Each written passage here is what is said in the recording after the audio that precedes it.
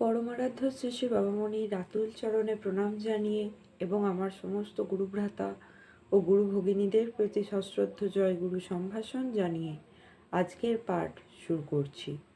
ওম অখণ্ড সংহিতা বা অখণ্ড মণ্ডলেশ্বর শ্রী শ্রী স্বামী স্বরূপানন্দ পরমহংসদেবের উপদেশবাণী দ্বিতীয় খণ্ড। মন্ত্রকে অক্ষর জ্ঞান ও গুরুতে নরজ্ঞান।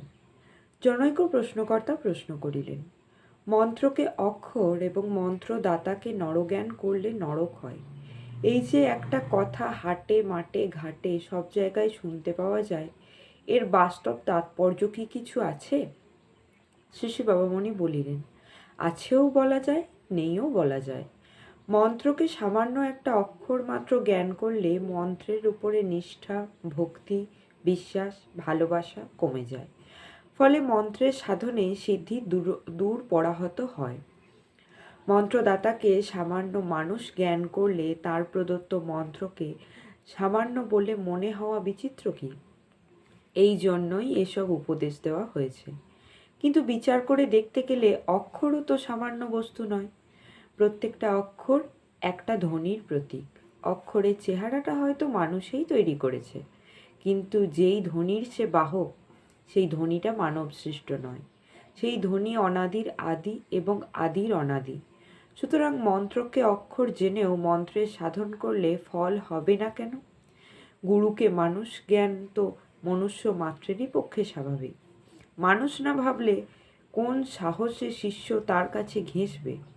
অন্য মানুষকে পশু থেকে যা দিয়ে পৃথক বলে জানা যায়, তোমার গুরুতে সেই সব জিনিসগুলো তো রয়েছে, তাকে মানুষ বলে মনে করাই তো স্বাভাবিক। সাধন পথে চলতে হলে স্বাভাবিক বোধশক্তি আর সাধারণ কাণ্ডজ্ঞানকে পোঁটলা বেঁধে আম গাছের ডগায় ঝুলিয়ে রাখতে হবে এমন কোন নিয়ম থাকতে পারে না, তার প্রয়োজনও কিছু নেই। গুরুকে মানুষ বলে ভাবলে ক্ষতি হয় কখন? যখন এই মানুষটার ভিতর অন্য 5টা দুর্বল চেতা কলঙ্কিত নিচাশয় মানুষের অবগুণগুলি দেখতে পাওয়া যায়। এসব ক্ষেত্রে গুরুদেবেরই সাবধান থাকা দরকার, যেন শিষ্যের বিশ্বাস নষ্ট না হয়, ভাব ভঙ্গ না ঘটে। সাধক মাত্রেরই পরদোষে উদাসীন বুদ্ধি থাকা প্রয়োজন, নইলে সাধনের ক্ষেত্রে আগাছাগুলি বেশি জোরদার হয়ে জন্মায়।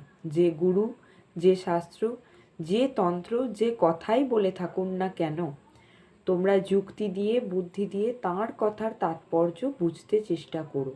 নইলে বহু গুরুর, বহু শাস্ত্রের, বহু তন্ত্রের পরস্পর বিরোধী বাক্য তোমাকে উদ্ভ্রান্ত করে দেবে। বৈষ্ণব গুরুরা বলেছেন গুরুতে নরজ্ঞান করলে নরক হয়।